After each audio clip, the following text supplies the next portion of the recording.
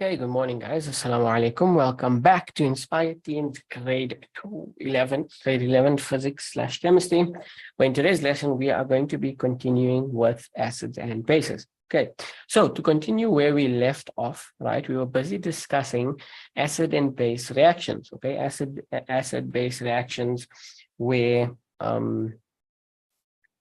acid-base reactions, yes, okay, and how to formulate these equations from scratch, okay, forming using reactants, forming products, etc. Okay, so let us continue. Okay, just to recap, right, we can discuss, I'm not sure if we discuss what's on top, so let's just discuss what's on top. So acid-base, right, it's a base and an acid, and you'll see in all of our reactions we have metal oxide, metal hydroxide, metal carbonate. Those all represent our acids. Okay, our acids, sorry, our bases. Our bases contain the metals. Okay, so obviously a metal oxide and a metal, etc. These are just the metals. So these are in the periodic table, right? Just examples of each of them and commonly used ones. Okay, and they group number, and that's why they have their charges.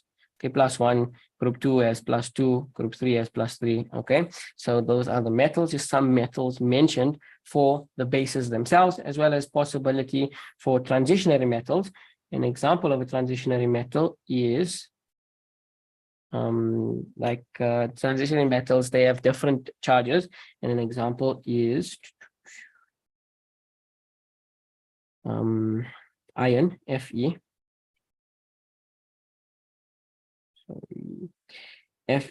Fe could be 2+, or Fe could be 3+, for example, or even lead, Pb plus, or Pb2+, whatever the different possibilities. For lead and iron, of course, that will be given in the question, but transitionary metals, those could also be in play, right? And then we have salt formation, which we've discussed already, right? This is very important. How do you remember it? Easy, anion of acid, anion of acid, anion of acid, anion of acid, anion of acid. Onions make you cry. The onions are the negative, and cats make most people happy, and they are the positive. Okay, so yes, and then of course, okay, we'll discuss the exception in a bit, but nevertheless, let us continue, right? So,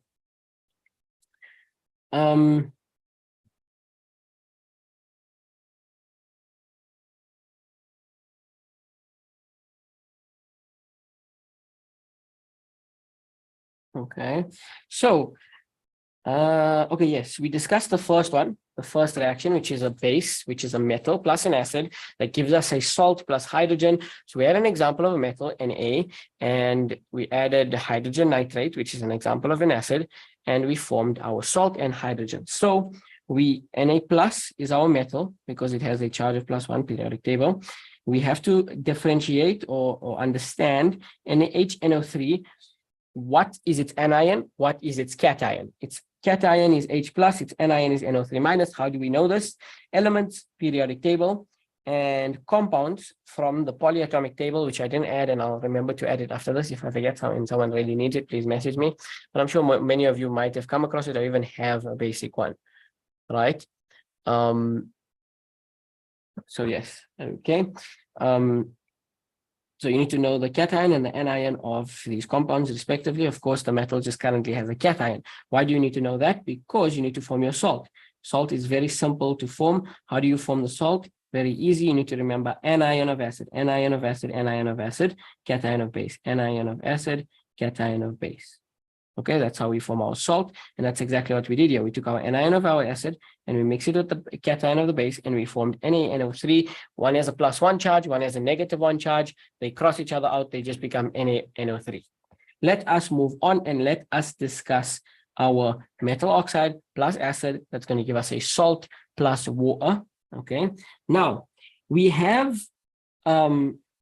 sodium oxide as our example of our metal oxide, and we already formed sodium oxide. We know that sodium has Na+1, oxygen oxide has O2-. So we formed Na2O. Nitric acid, we have to know that's a common name of an acid. It is a common example of a strong acid, which is in the notes above. HNO3, we have to know that, HNO3. And now let's form our salt. So what is our salt? How do we form our salt? Very, very, very, very, very easy. We just need anion of acid. Anion of acid, and of course, the opposite would be the cation of the base. So anion of acid cation of base. Let us try and determine which are they. So of course, this is Na plus or HO2 minus. That's easy because we have to form that. We know that. HNO3, we've done this before as well. H plus NO3 minus. So what are we going to take? Anion of acid, cation of base, NaNO3 as well. Okay, they all cancel each other out. So this one also has NaNO3. I should probably change that to be something different. Okay, NaNO3, and of course we have water, which is just H2O. Okay, so that one's done. Let's do the metal hydroxide plus the acid, and let that give us salt plus water. The metal hydroxide we're going to use is potassium hydroxide. Potassium is K plus. Potassium is K plus. Hydroxide is OH minus. So potassium hydroxide is KOH. Okay, what about sulfuric acid? Sulfuric acid is a common acid, we should know, H2SO4. Okay, H2SO4 is sulfuric acid. What does that give us? Of course, we should know that that's going to give us a salt plus water. How do we form our salt? That's really easy. Forming a salt is simple. Why is it simple? Anion of acid, cation of base. You're going to hear my voice ringing in the exam, and you're going to thank me. Okay, so cation of base, anion of acid, that's how you form your salt. Okay, now let us go and look for our cation of our acid, our cation of our base and anion of our acid.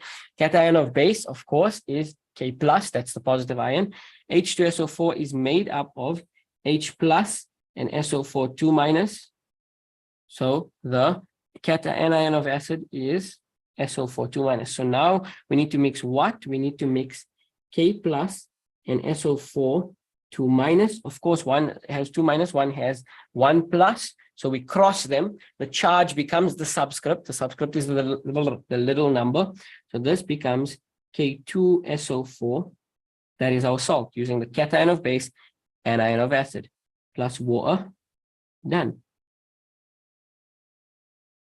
Okay, there is a chance, by the way, that these equations can be given. Okay, however, you should know how to. I even teach it to the grade 12s, even though most likely they're not going to ask it, but you should just know, just in case, right? Just in case, you never know. They might ask you, and it's not that difficult, and it's important to it's nice to understand, to get a good grasp of this topic. Okay, if you guys can get a good grasp of all the stuff that you need to know in grade 11, it's going to make your grade 12 so easy, so much easier. Okay, so yes, right, let's move on to the final one. Okay, we talk about balancing. We need to also check if all of these are balanced. I didn't really do that, so we'll go back in a bit. It's not difficult to balance. They're quite easy to balance. Okay, so let's look at a metal carbonate, and the example here is calcium carbonate. So how do we form calcium? Pretty sure calcium is Ca2 plus, and carbonate is CO2 2 minus. Okay, so that when we combine them, we form calcium carbonate. We form CaCO3,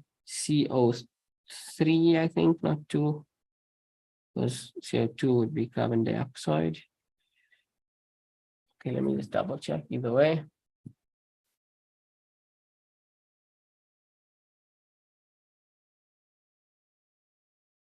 Yes, of course, I'm correct. Okay, plus acetic acid. Acetic acid, another example of a common acid. It is a common weak acid that you should know. Acetic acid is actually CH3COOH. Okay, that is what acetic acid is. Now you're like, what in the world? How do I separate CH3COOH into its ions? Right, you need to know it from now. It's simple because I'm going to tell you. That's why it's simple. CH3COOH is made up of H plus and COOH minus. No, sorry. It's made up of H plus and CH3COO minus. So you literally just combine these two to form it. It's made up of a simple positive 1 cation and a simple positive 1 anion. Anion, okay? So that's what acetic acid is, CH3COOH. Okay, we can actually just this, that there, and then we can go back up. Okay, now let's form our salt, which is really super easy to form. Why is it so easy? How do you form your salt? Anion of acid, anion of acid, anion of acid, anion of acid, anion of acid, cation of base. Okay, so let us find our anion of acid and cation of base. Our anion of our acid is, sorry, the cation of the base is the positive charge from the base, and the anion of the acid is the negative charge from the acid. Now, if we have to form the salt, normally we would say cation of base, so Ca 2 plus, anion of acid, CH3COO minus. But what you guys didn't know, and now you're going to know, is that we've actually run into one of the exceptions. Okay, what is this exception exactly? Firstly, you just need to know the exception comes into play when you're dealing with the following two anions, basically, or the following two acids, right? When you have your CH3COO minus, or you have COO minus 2. So basically, when you're dealing with acetic acid or oxalic acid, that's when you follow this exception. And this exception is really simple because all you have to do is swap the places. So it's still anion of acid and cation of base, but instead of having the anion of acid second, you just write your anion first. So essentially, when you're dealing with CH3COO minus or COO minus 2, okay, you're going to write that first and then the cation after it. Okay, that's all. That's basically the exception. Just swap the order. You're still doing anion of acid. That doesn't change. Anion of acid, anion of acid, anion of acid, but you're just drawing the anion of acid first this time. So in this case here, this swaps around.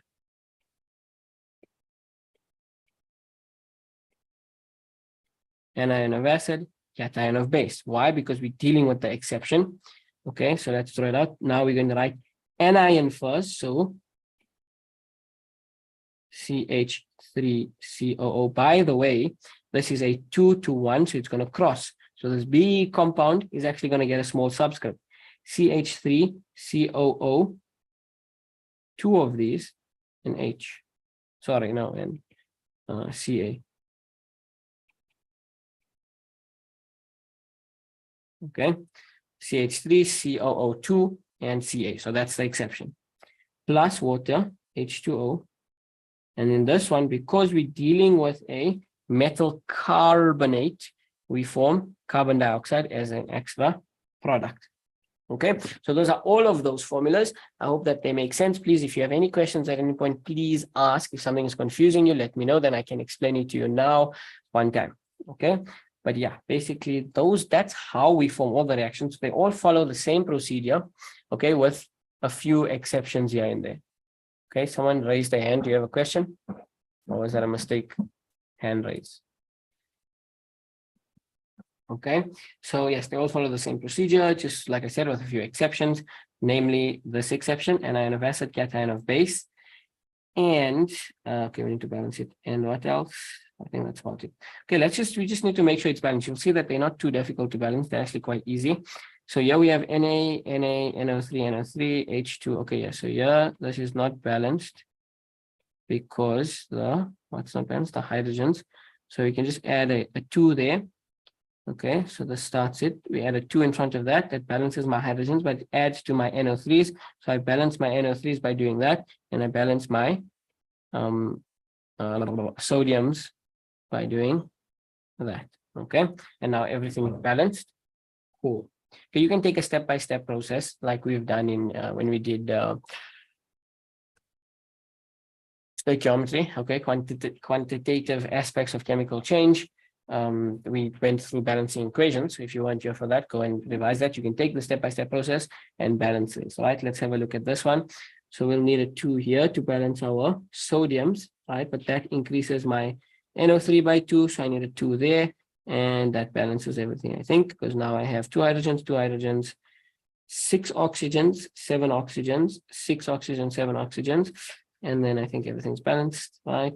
Then we look here, we need a 2 there to balance the potassium. And so 4 is balanced, K2 is balanced, H2 is balanced, oxygen is 5, oxygen is balanced, that's balanced. Okay, let's have a look at this. We have 2 CH3COOs, so we probably want to put a 2 there. And now we have 2 hydrogens, 1 calcium, 1 calcium, 1 CO3. So let's see the oxygens. We have 3 plus 4. Here we have 4 plus 2. This one might be a bit of a pain to balance. Nope, we have 3. That's perfectly fine. So now that's balanced, just the 2 in front of there. Okay, if it's wrong, just double check it and correct me, but I'm pretty sure those are all correct. Not too bad to balance. Okay, so yeah, just keep in mind, obviously, if you are required to draw up your equation in an examination, in a question, in a test, right, you will have to balance it. Balancing it is very important. Maybe not so because you guys don't do pH, but it becomes, no, wait, no, sorry. It's definitely important. You'll be doing neutralization, which you need balanced equations for that. You'll be doing a neutralization reaction. You'll be doing limiting reagent questions, which you, of course, need balanced reactions for that as well. Now, let us discuss something. We're going to talk about our salts. Okay. And we actually get different types of the salt that we form. We get different types of the salt. Okay. And we get an acidic salt, a neutral salt, or alkali. This should be alkali or basic. We used to basic. Okay, you get basic salts. Okay, now how do you form each one? So the first one, strong acid and weak base. Okay, when you combine a strong acid plus a weak base, that gives you an acidic salt. A strong acid plus a weak base, that makes sense, right? Because your acid is strong, you're going to form an acidic salt, right? And your base is weak, of course. What happens when we use a strong acid and a strong base? They like sort of neutralize each other out, if you will. That would give us a neutral salt. Okay. Yes, this weak acid and weak base also gives you a neutral salt. However, this is not as common because the reaction is not so common, right? A weak acid and a weak base, it's not really a good reaction. Okay. And then, but we can just leave it in there. Okay. And then we have, obviously, if you're going to have now a strong base and a weak acid, that's going to give you a alkali, which is the same thing as basic, an alkali or basic salt. Okay, so that's the different types of salts that we can form, and how would we form them?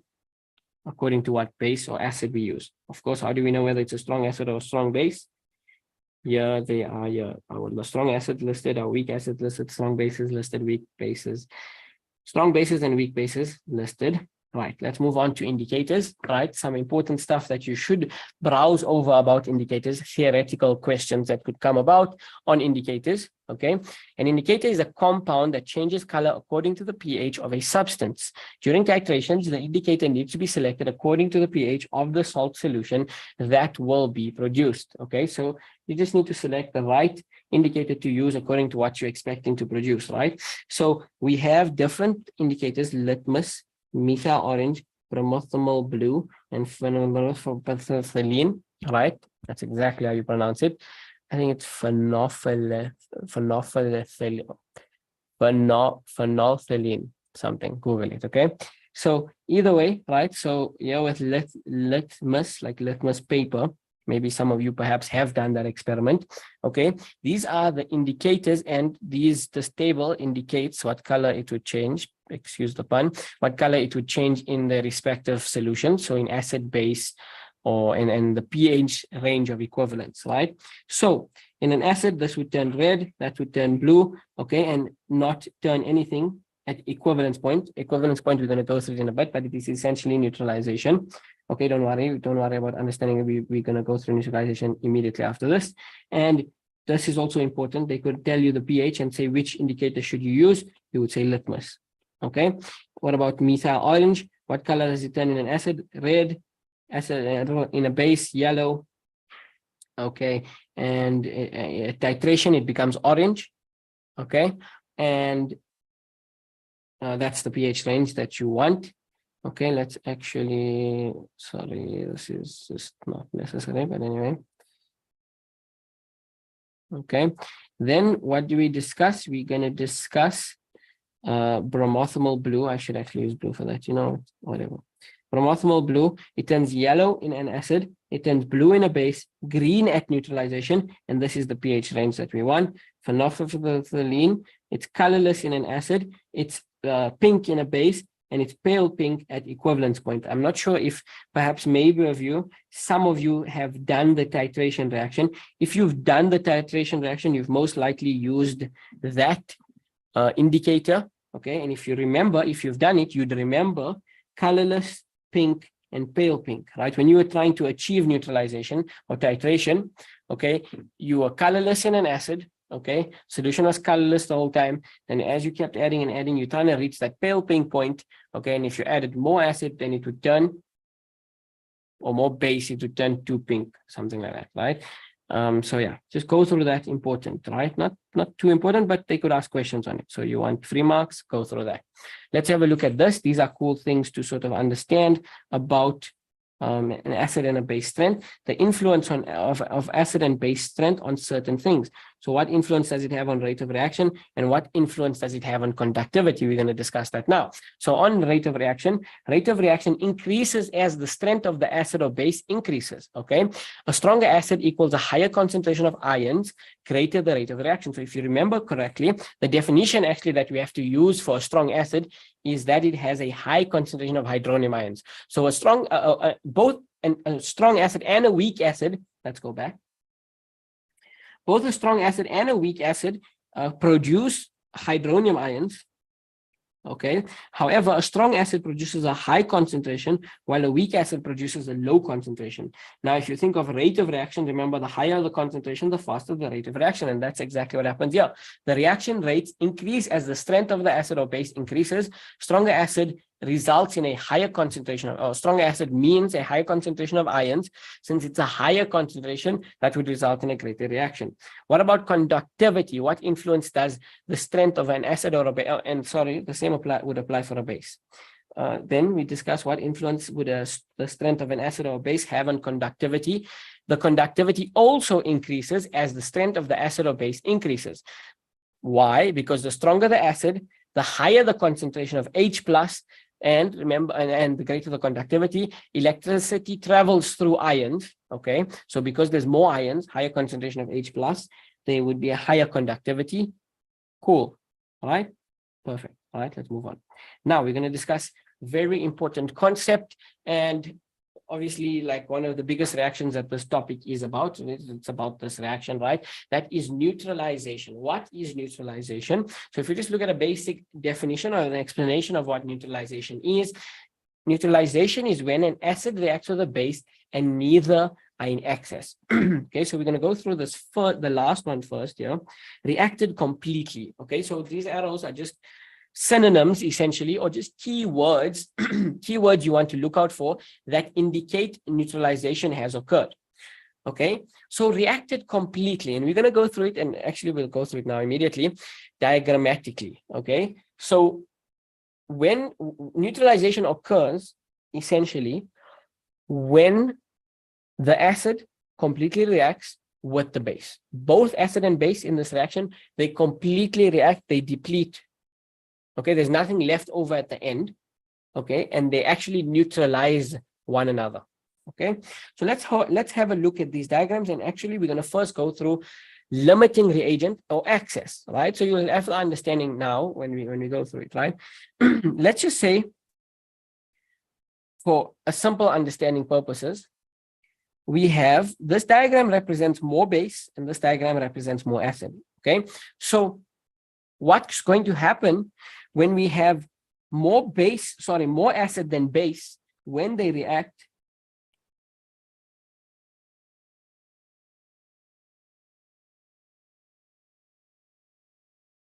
Okay, when they react with one another, this results in more base being left over, or more acid being left over at the end of the reaction. Okay, because we mix this amount of acid with this amount of base, and for the amount of base that we had, okay, it neutralized that amount of acid. Okay, the amount of base that we had, it neutralized that specific amount of acid, but everything that's left over is now excess. There's no base to neutralize this. Okay, and this means that one is excess, one is limiting. Okay, if you remember correctly from stoichiometry, this would be referred to as the limiting reagent because it limits how much product we can form or how much can be neutralized. Okay, it limits it because it finishes first, and this is the one that's in excess because we have some left over when the reaction ends. Okay. I wanted to say something. Okay, so just to clarify, okay, now acids and base don't always react in a 1-to-1 ratio. Okay, so the point of this diagram saying that, you know, that this exact amount of excess would be left over is not 100% accurate, but for the sake of understanding that when we have more acid reacting with base, we're going to have an acidic excess, right? Sometimes in reality, you only need this amount of base to completely, you only need this amount of base to completely neutralize all of this acid. Okay, that's fine. We don't really care about the intricacies of it, but just for the simple understanding of that, when you have more acid than reacts with a certain amount of base, right, you're going to be left with an acidic excess. Okay, what about when we have more base? Okay, so when we have more base, of course, when the reaction occurs, we're going to have what? We're going to have a basic excess, meaning our base is going to be in excess. We're going to have some base left over. Okay, whatever acid we had, it did neutralize that certain amount of base, right? It did neutralize a certain amount of base, but at the end, there was an excess amount of base left over when the reaction had completed. Okay, so this is a limiting reagent / excess type of reaction. It's a bit too big there, sorry. It's a limiting reagent / excess type of reaction because we have an excess. What's in excess now in this case? The base is in excess. And what's the limiting reagent? Of course, in that case, the limiting reagent would be the acid, right? Because it limits the amount of neutralization that can occur. Now, what happens when we have the perfect amount of acid and the perfect amount of base? This is known as a neutralization reaction. This is known as what? It is known as a neutralization reaction. Why? Because we have the perfect amount of base and the perfect amount of acid, and they neutralize one another. Okay, they react completely. They react completely. As you can see, we have the correct amount of base, the correct amount of acid, and when they mix, they neutralize each other. Neutralization takes place. There's no extra acid at the end. There's no extra acid at the base. Neutralized. Okay, I don't know where the neutralization heading disappeared to, but essentially, yes, this is neutralization. I'll write it afterwards. Okay, so I hope that makes sense now that we went through it diagrammatically. Okay. So essentially, that's the concept that you need to understand. It is very important to understand that neutralization happens when there is a complete reacting, when there's complete reacting of the acid and the base. Okay, so going back to the definition, acid reacts with base, neither are in excess. Okay, key words that tell us that for a neutralization reaction, a titration end point is reached, equivalent point is reached, or an acid reacts completely with a base. Those are key words for acid and bases, not acids and bases, tight neutralization. In a neutralization reaction, there is no excess, there's no limiting reagent, right? We just went through that. In a neutralization reaction, there is no excess and there's no limiting reagent. Okay, and then the definition of standard solution is a solution with an exact known concentration. Let's clarify one thing quickly before we move on. Neutral pH is 7. Okay, we know that, right? We went through that previously. But what's important is the next part. Neutralization is when the equivalence point is reached. Equivalence point is not when the pH is 7. So don't have this misconception that at neutralization, the pH is always 7. Okay. Equivalence point is not when the pH is 7. That does not make a difference.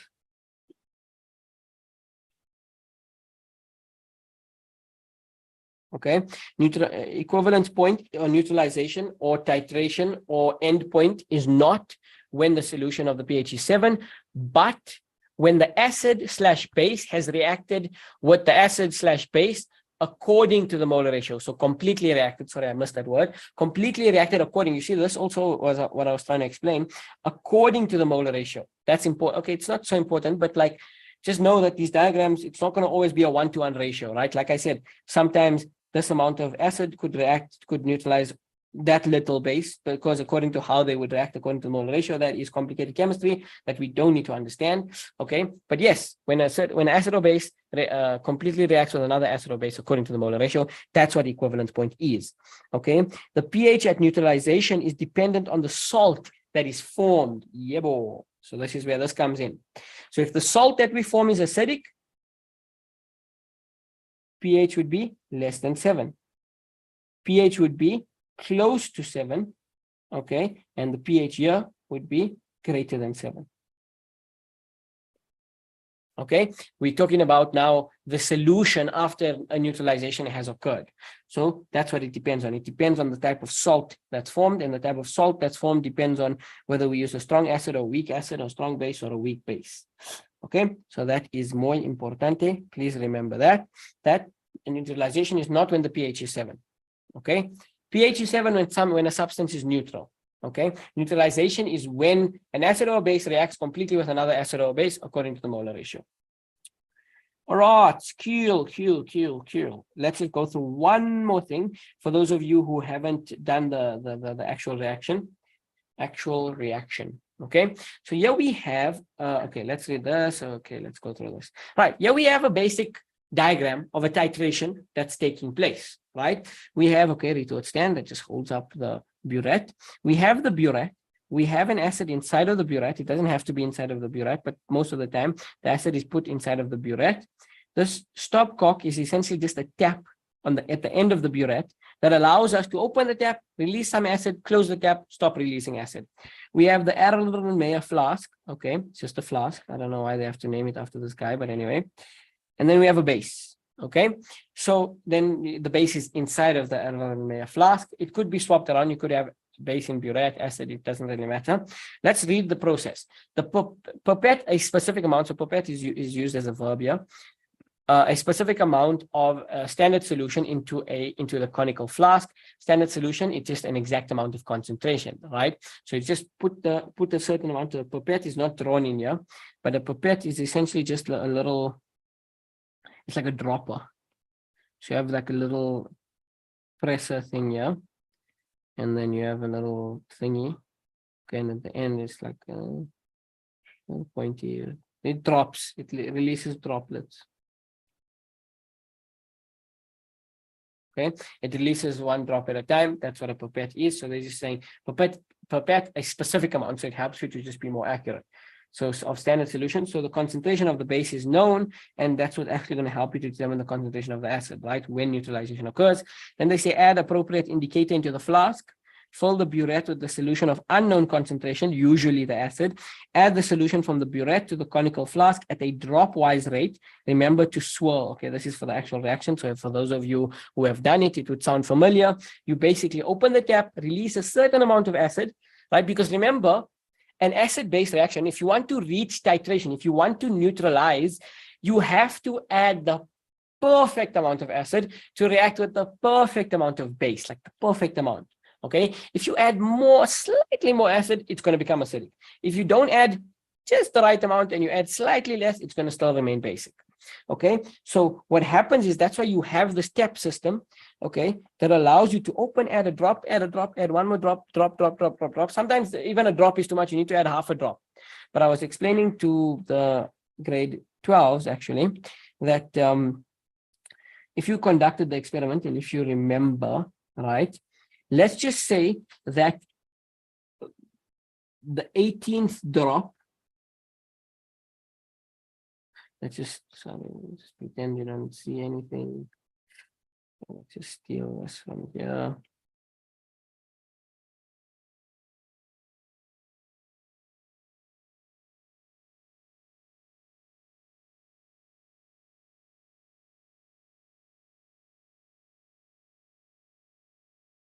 Okay, so let's just say we are dropping acid into this base. Okay, and now we dropped 1 drop, 2 drop, 3, 4, 5, 6, 7, 8, 9, 10, 11, 12, 13, 14, 15, 16, and we get up to our 16th drop. So let's just say we dropped 16 drops.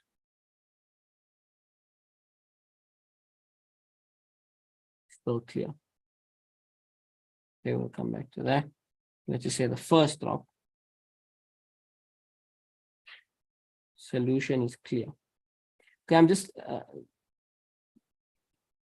depending on whether you have the acid or the base in the burette. This is actually the last time that I conducted the experiment. That's how it worked. So you have your base inside here, and you add your indicator, because that's the indicator helps to tell you when neutralization has been reached.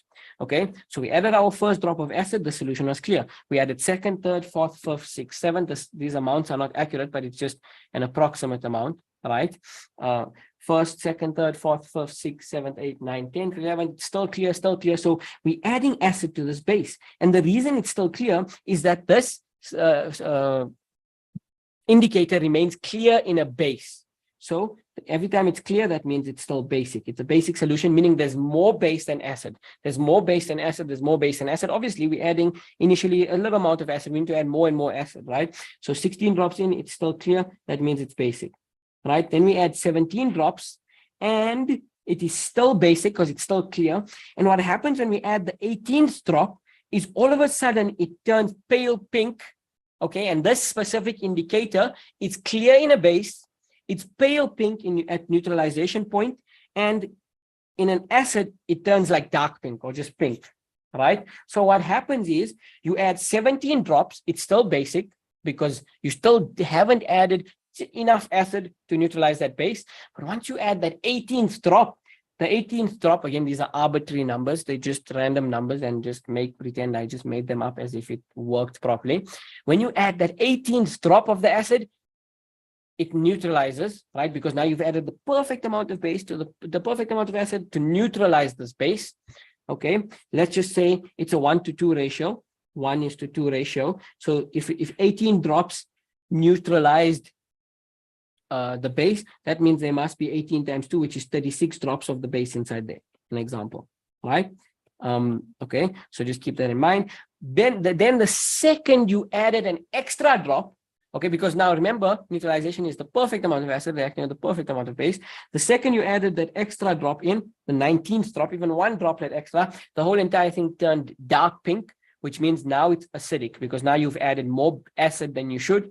So there's now the acid is overpowering the base. So now the entire solution is acidic. Okay, cool. That is neutralization discussed. Now we're going to do a question. Let's try and finish up this question on a neutralization reaction. Okay, so neutralization reaction, neutralization reaction is very specific to acids and bases. And there's even a specific formula that we can use. Okay, it's easy to derive actually. But this formula is an acid-base formula, and you can use it or you don't have to use it actually. But we're going to solve this question with using it and without using it. Okay, depending on what you prefer.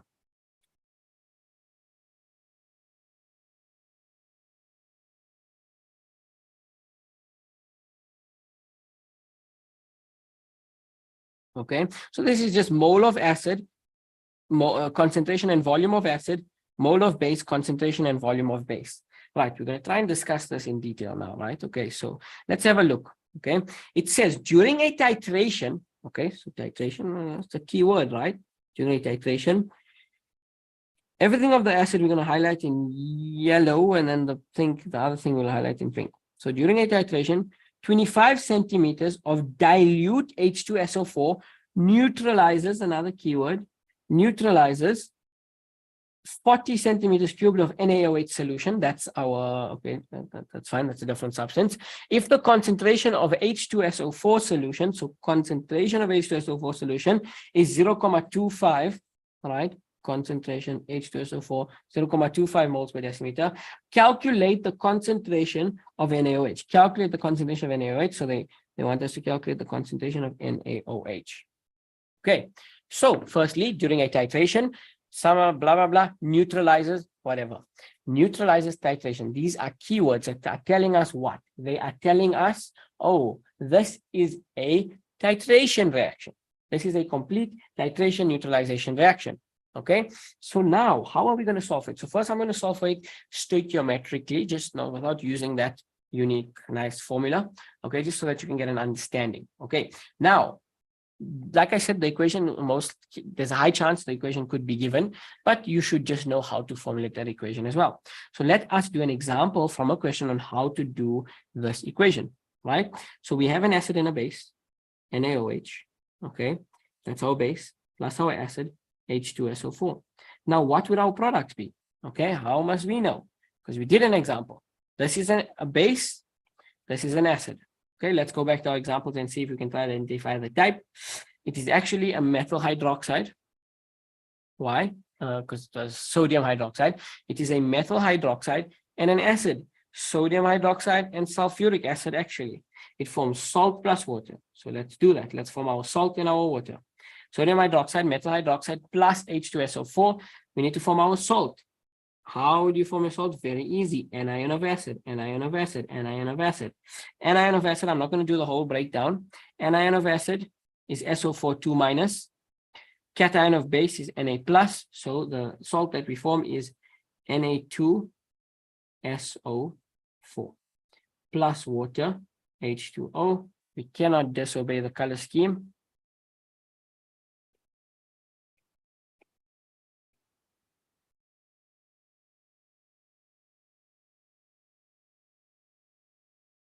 Okay, so this is our acid-base reaction. All right, we know how to solve this. Okay, it's pretty easy once you get used to it. Okay, now we have to balance, and you'll see why balancing is important in just a second. So the first thing that I can see is Na1 there, Na2 there. So I'm going to add a 2 here to balance it. Now I have 6 oxygen. No, I don't have 6 oxygen anyway. The next thing I see, okay, so now that I've put a 2 there, it balances my sodiums, but it adds to my hydrogen and my oxygen. So now I have 4 hydrogen on the left. So to have 400 hydrogen on the right, I can just add a 2 there. It would make it 4. It balances H2O, 2 times 2 becomes 4. Now it increased my oxygen. So here I have 6 oxygen. Yeah, I now have 6 oxygen. So now everything is perfectly balanced. Okay, balancing, very important. Now we're going to use stoichiometry. Okay, just basic stoichiometry, use the information that we have in the written, okay, and do stoichiometric calculations. So the thing that I'm going to note is what exactly? The amounts, okay, 25 centimeters cubed of dilute H2SO4 and 0.25 moles per decimeter of H2SO4. So of my acid H2SO4, I have pieces of information. I have what? I have that the volume is 25 decimeters cubed. And I also have the concentration. The concentration is, I'm going to convert it. Sorry, this I'll change. The concentration is 0.25 moles per decimeter to the -3. All right. The volume I'm going to convert directly to decimeters cubed. I have to divide this 25 by 1,000. It becomes 0.025 decimeters cubed. Now let's see what do we have on our acid, NaOH, sorry, our base. NaOH is our base. Let's see what do we have. So NaOH, not bases, just base. Okay. We know the volume. It's given to us. Its volume is converted to decimeters, 0.040 decimeters cubed. And the concentration, this is actually unknown, and this is what they want us to calculate. They want to know what is the concentration of NaOH when this neutralization occurs. Now, utilizing basic stoichiometry, understanding that, hey, I need to get the moles, because here, remember the formula C is equal to N over V. If I have N, I can then get C, okay? Here I can get N easily. H2SO4, okay? This is equal to, or we're not going to use a formula, so we can use this thingy. C is equal to N over V is the formula that I'm going to use. On the next line, I'm going to say 0.25 is equal to the moles, okay, an actual value for the moles divided by the volume, 0.025. And yeah, I get the moles of H2SO4 just using basic stoichiometric calculations. I get the moles of H2SO4 as 6.25 times 10 to the -3, or 0.00625 moles. Now that I know the moles of H2SO4, I can simply use the molar ratio to get the moles of NaOH. NaOH, NaOH, NaOH. So the moles of H2SO4 R2, the moles of NaOH is a 1:2 molar ratio. So 0.06, 0.00, 0.00625 moles is 2. Now, how do you use molar ratio, right? How do you use the molar ratio to calculate different moles? Simple. You divide by your own molar ratio and multiply by the molar ratio that you want. Okay, so I divide by 1, divide by 1, multiply by 2. Yes, that's correct. Divide by 1, multiplied by 2. When I do that, I get here 0.0125 moles. Okay, now I know the moles of NaOH. I can actually now get the concentration of NaOH. So the concentration of NaOH is going to be calculated. I can just say equal to here by putting the moles over the volume. The moles is 0.0125 divided by what is the volume? The volume is given 0.04. Okay, now I get the concentration of NaOH as 0.3125 moles per decimeter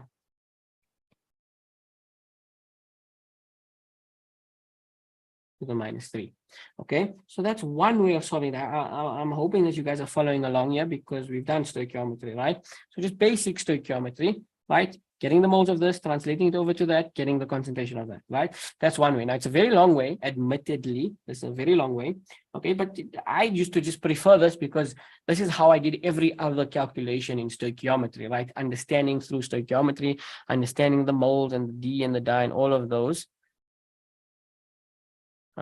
Sorry, 1 second. Okay, and all of those things to get you to your final answer. Okay, that's what your understanding of chemistry is already. And this formula, I would recommend use it actually because it makes your life simple. Okay, it's basically just the normal comes from normal C is equal to N over V. Okay, but it combines the C is equal to N over V of the acid and the base. Okay, that's what it does. So let us use this formula and see how easy it is. So you will need to balance the equation because you need the moles of acid over the moles of the base. So the molar ratio of the acid is 1 and the molar ratio of the base is 2. So this becomes 1/2 is equal to. Now you might be asking for the moles. Why are we not using these actual amounts? Okay, so mole of acid over mole of base, right? If you want to use those amounts, it's like you'll see 0.00625 divided by, divided by 0.0125.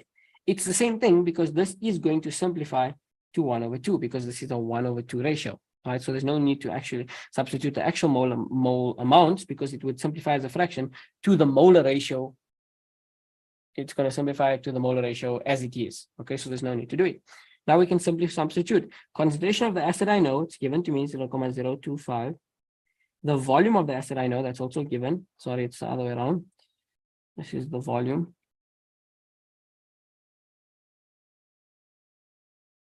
This is the concentration, and this is the volume. Okay, divided by concentration of the base is what I want to solve for, multiplied by the volume of the base that is also given, 0.04. Okay, here you're going to do simple cross multiplication, right? And then you're going to do simple division, and you're going to solve for the concentration of the base as the exact same answer, 0.31. Okay, so much easier formula. The reason I did this was so that you can just understand the stoichiometry behind it. And obviously, I actually wrote like 1 or 2 extra things.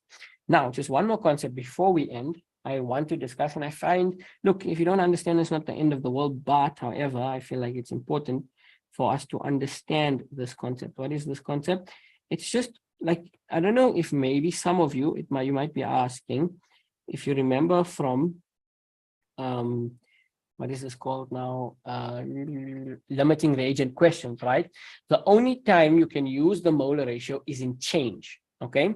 So you might ask, so if the only time we can use molar ratio is in a rice table is in change, why in this question can we just use the molar ratio immediately, right?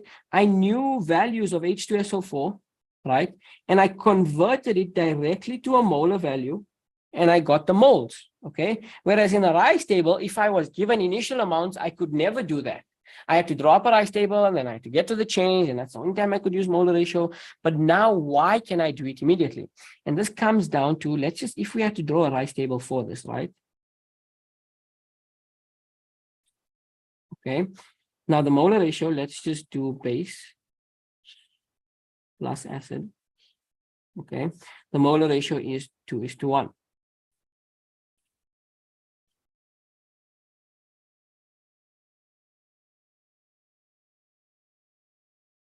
Okay, the molar ratio is 2:1. Now let's substitute initial amounts that we have, right? This is a rice table. We're not going to ever, like, we're only going to do it. This is a rice table for neutralization. We're never ever going to do it for neutralization. Yes, we will use a rice table in acids and bases for sure, but not for neutralization. Okay, so this is a rice table, a possible rice table for neutralization reaction. Now let's fill in the initial amounts that we have, right? So this, we had the initial amount of H2SO4, right? Let's convert it to a moles. We did convert it to the moles, 0.00625, 0.00625. Okay, that's the initial amount of acid that we have, right? So we couldn't get the initial amount of base that we had because we didn't know its concentration. We knew the volume, but we didn't know the concentration, so we couldn't convert it initially. Now, the thing here, and the reason as to why we don't use the rice table for neutralization, there's no need because it would make it too complicated. It's easier to just do stoichiometry, is because one simple thing, okay? The neutralization reaction always ends in 0 for both acid and base. Why? Because remember, right? Remember that in a neutralization reaction, the base is completely used and the acid is completely used. Both are completely used. So at the end of the reaction, you have nothing remaining over. So what does that mean for change? That means that if you start off with that much, that means you used up that much. You used up all. So if you started with that much and you ended up with 0, that means you had to have used all. And that's the case. Now you in change, okay? And you can use molar ratio finally in change. Okay, so you end up using molar ratio in change. Okay, and we remember you just have to divide by 1, multiply by 2, and you're going to get what? You're going to get this number, 0.0125. It's also minus because it's a reactant, 0.0125, right? And that tells you if you ended up with 0 and you used up that much, that means you started up with that much as well and you used all. Okay, so now you can see, okay, that there is the same thing. It's if you're gonna end up with 0 with acids and bases, and that's going to be the case for every single neutralization reaction, acid and base is going to end in 0, then whatever you initially have is the exact amount that you actually use up. Okay, so there's a bit of redundancy here, which is why there's no point doing a rice table, because whatever your initial amounts are, those are the amounts that are actually going to react. So you can use your chemical equation and use your molar ratio immediately. Okay, so let's just write here always will be the same. Okay, so I hope that made sense and maybe clarified a misconception, or just hopefully like this makes sense. And then we do limiting reagent, it makes even more sense. Okay, but that's exactly why. It's, remember, we look for those keywords, completely reacted. It's telling you, like, if this reaction had to occur, this is the amount that actually reacts, not an initial amount that when we put it together, we don't know how much is going to react, but we know that one is going to be extra and one is going to be less. Okay, that's limiting reagent, where you can only use molar ratio in change and a rice table is necessary. But in this one, you know it's going to end in 0. Everything is going to react. Okay, everything is going to react. So the initial amount that you have is same like the change because it's going to be used up, all of it. Okay, so you can use molar ratio immediately. Okay, cool. That's all I wanted to discuss for neutralization. When we continue next week, I know there's a lot of stuff that we've been doing, but it's just a big section. That's just how it is. Okay, and there's still a lot of stuff we still need to do. It's we'll end on like percentage purity, I think maybe we'll do, and then percentage purity, neutralization, rice table, dilution, volume change. So next time we meet again, we will be continuing with dilution and volume change. Okay, cool. That was long. Okay. I'm going to leave the session open for the next 5 minutes. Okay, so for those of you who have any questions or would like to stay behind for any questions, please, you can use this time to ask. You can unmute, you can ask in the chat, whatever you need to. just use this time to ask some questions. So it will be open for the next 5 minutes. Cool. Thank you.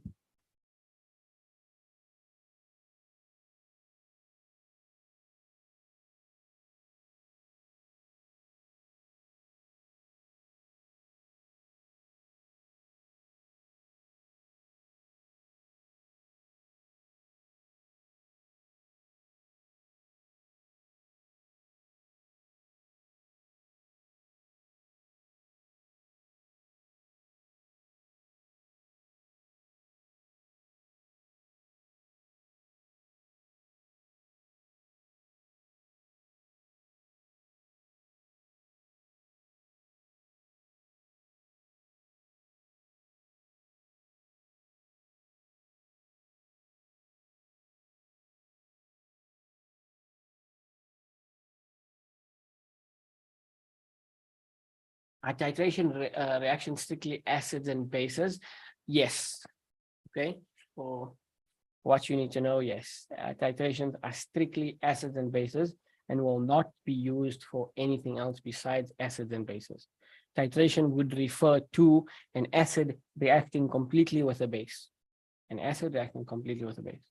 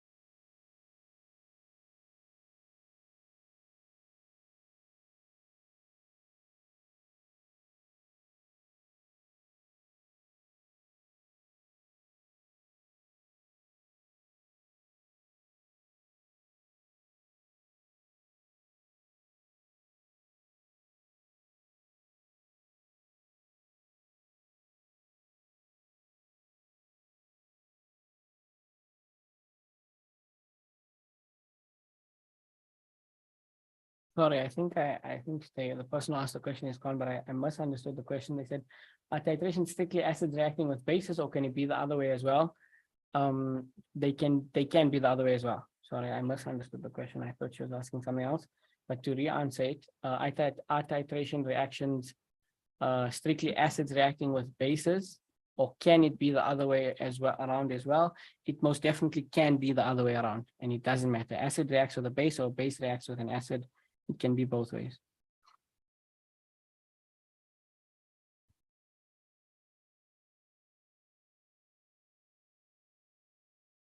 I'll clarify that in the group.